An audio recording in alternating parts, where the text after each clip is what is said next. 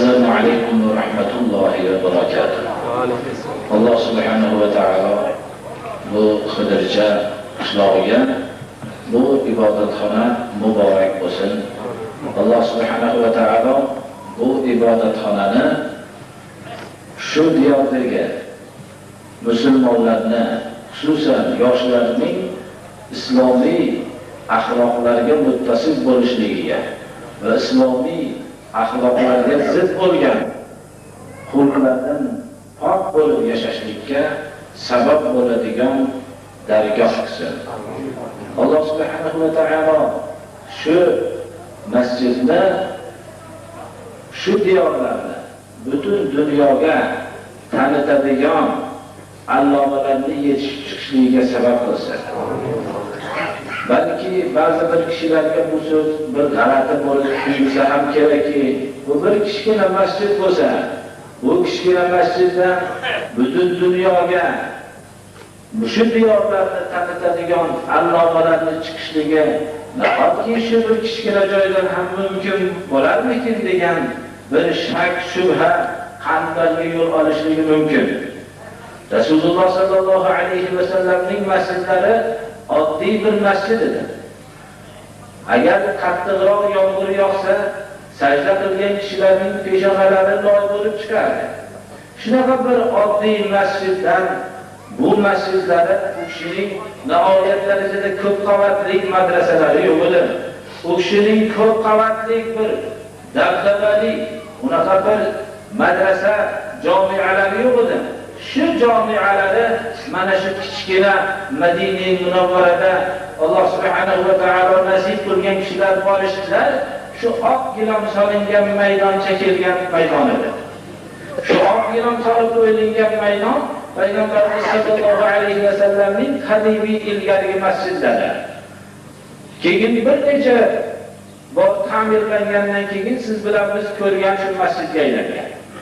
Mana shu masjidlari, madrasalari ham shu masjid edi. Jomialari ham shu masjid edi. Shu masjiddan tamomiy dunyodagi islom ummatining amonatli kishi Abu Ubayda radhiyallohu anhu ham shu masjidlarda ta'lim olib, shu masjiddan butun dunyoda o'zining islom ummatining amonatlisi degan axloqni mana shu masjiddan o'rganganlar. Butun mol davlatini Usmon radhiyallohu anhu, Abu Bakr radhiyallohu anhu Tabuk g'azotida so'radilarki, targ'ib qildilarki, mol davlatlarni sarf qilishlikka Abu Bakr radhiyallohu anhu hamma mollarini Allohning yo'liga sarfladilar. Umar ibn Xattob yarim mollarini berdilar.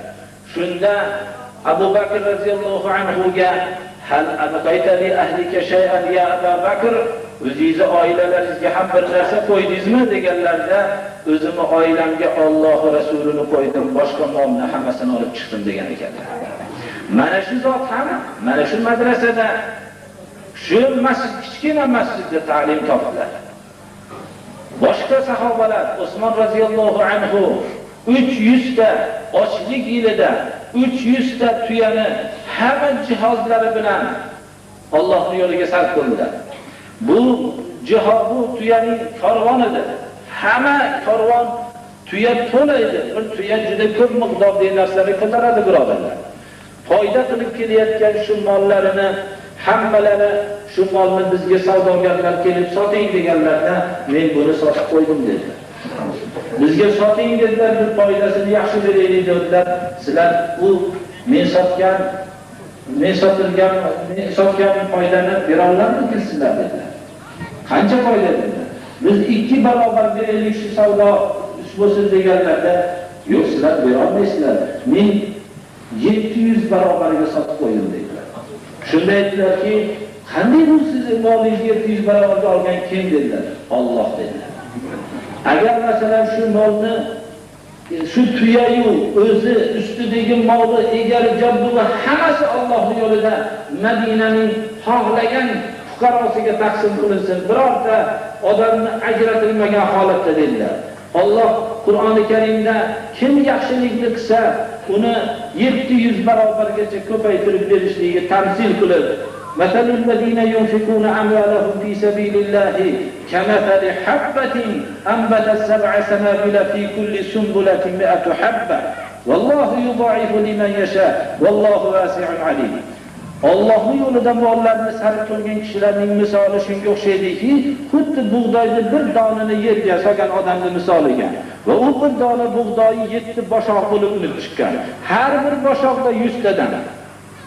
Bir dona bug'doyi 700 barobarga Allohning yo'lida sarf qilsa ko'payadi dedilar. Mana shunday Usmon roziyallohu anhular ko'p qavatli jami'a yo madrasalarda ta'lim olmadilar. Shu oddiy bir masjidlarda Rasululloh sallallohu alayhi va sallamning tarbiyalari bilan shunday martabaga erishdilar. Har bir sohada buyuk insonlarni ana shu oddiy masjid tarbiya qildiki, u tarbiyani yana bir bor takrorlanishligini bashariyat tamomiy qiyomatgacha umid qilib ketyapti, birodarlar.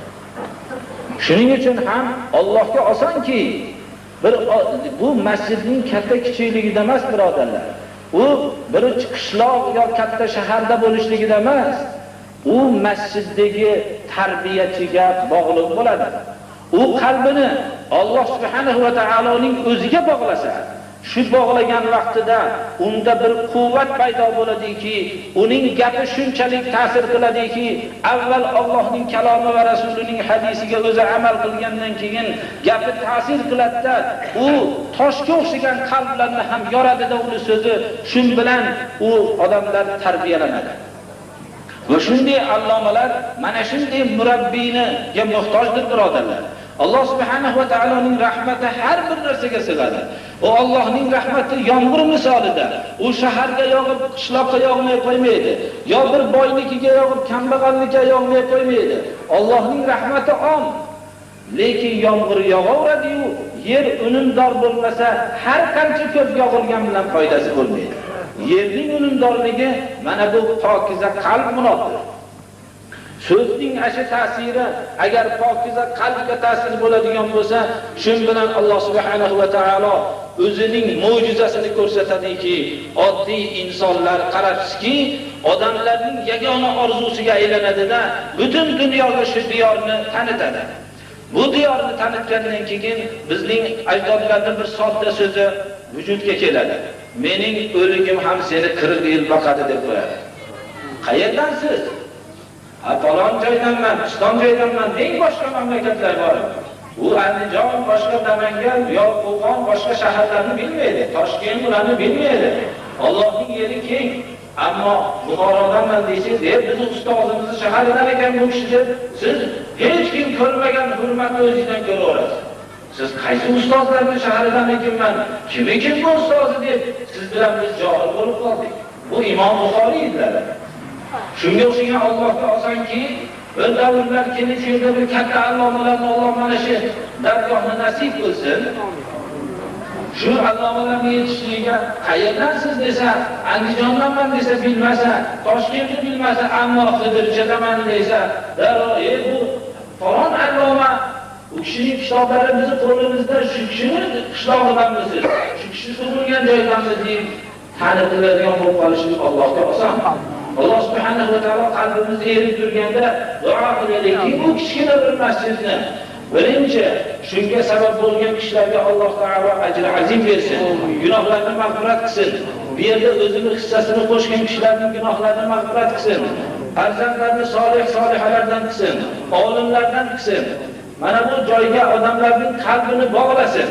Mana bu diyorga, bu yerga kelishlikka birodarlar qalb bog'lanmasa, bu masjid odamlar bilan obod bo'ladi. Buning boshqa bir narsa bilan obod bo'lmaydi. Endi sizlar aytishinglar mumkin ediki, bizning masjidimiz yo'q edi, shuning uchun jamoat bilan namoz o'qiy olmasdik desanglar, unda uzrida. Hozir endi uzr qolmadi. Alloh subhanahu va taolo sizlarga bu ne'matni berdi. Ne'matning shukri u har birining jinsidan bo'ladi. Bir odamning puli bo'lsa, Allohga shukr aytib, shu molini kambag'allarga bersa, shukr degan bo'ladi. Allohga shukr bor, moli davlatim bor desa, shukr olmaydi biroq. Bir odamning ilmi bo'lsa, ilmini birovlarga o'rgatsa, shunda bu shukr degan bo'ladi.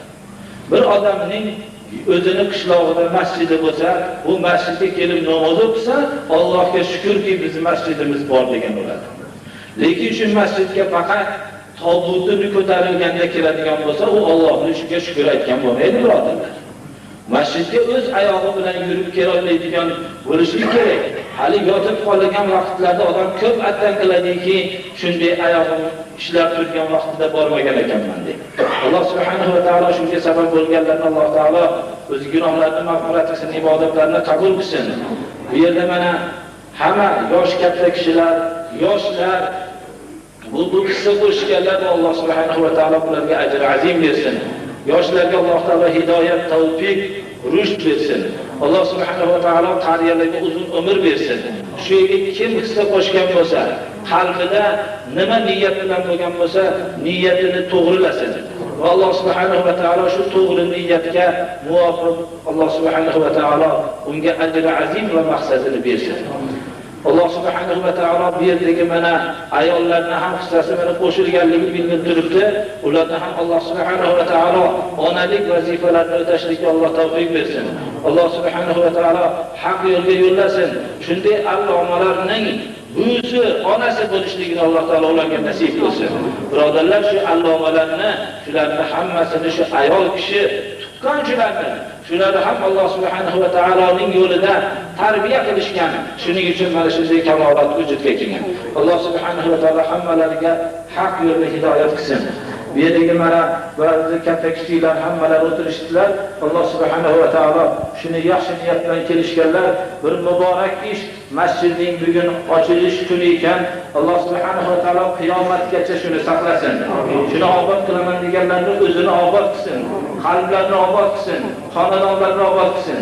Vayron qilaman deganlarni Alloh taolo o'zini-yu xonadonini vayron qilsin. Sallallohu taala ala xayri xalqihi Muhammad va alihi va ashabihi ajma'in.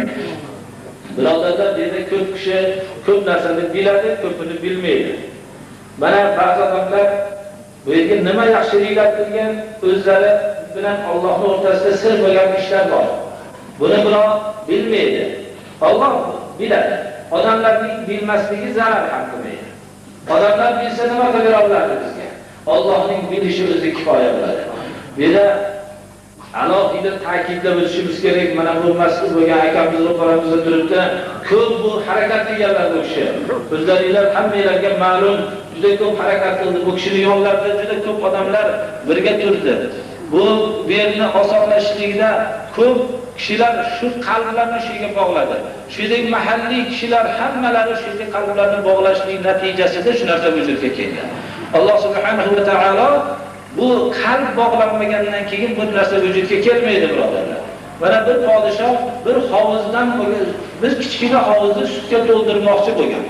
To'ldirmoqchi bo'lib hammaga bir kosadan sut olib kelishlikka buyursa, hamma qalbi buzilganda, men shuncha odamning ichida bir kosa suv olsam ko'pchilikning o'rtasida bilinmaydi, sekin borib quyib qo'yaman. Kosa bilan kelayotganligimni ko'rsa bo'ldi-da, deb u ham shu deb, unisi ham shu degandan keyin ertaman podshoh hovuz oldiga kelsa, bir hovuz to'la suv bo'lgan. Nima uchun? Qalb buzilgan, birodarlar. Bitta kichkina hovuzda sut bilan ham to'ldirib bo'lmaydi. Bo'lsa bitta qishloq bir kosadan sut olib keladigan bo'lsa, u katta hovuz bunyod bo'ladi. Lekin qalb buzilishligi bilan bir kichkina hovuzdan sutdan vujudga kelmaydi. Mana bu narsaning vujudga kelishligi qalblarning o'nglanganligiga dalolat qiladi. Alloh subhanahu va taolo shu yerga hammani qalbini bog'lasin va ibodat qilishlikka Alloh tavfiq bersin. Va sallallohu taala ala xayri xalqihi Muhammad va alihi va ashabihi ajma'in. Va sallallohu taala ala xayri xalqihi Muhammad va alihi va ashabihi ajma'in at-tahirin at-tayyibin. Warhamna wahshurna ma'ahum bi rahmatika ya arhamar rahimin. Assalomu alaykum va rahmatullohi va barakatuh. Muhtaram jamoat hozir kelmaydigan bir duo qilaylik. Jammaslar jamoat. Amin. Ehdina siratal mustaqim. O'tiring. Yana to'yga chiqdi. Yana bo'ladi.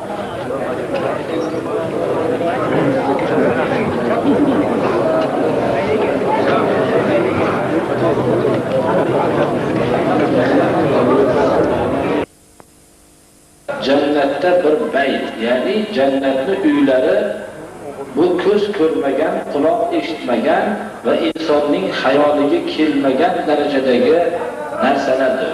Uy ham shunga o'xshagan bo'ladi. Alloh subhanahu va taolo mana bunday jannatdagi shu uyni qurishlikka Alloh taolo shu uyni hamma shu hissa qo'shganlarga, shu yerga duo qilib turganlarga Alloh taolo shu mukofotni bersin. Endi bu masjid qurilibdi, birodarlar, bu masjid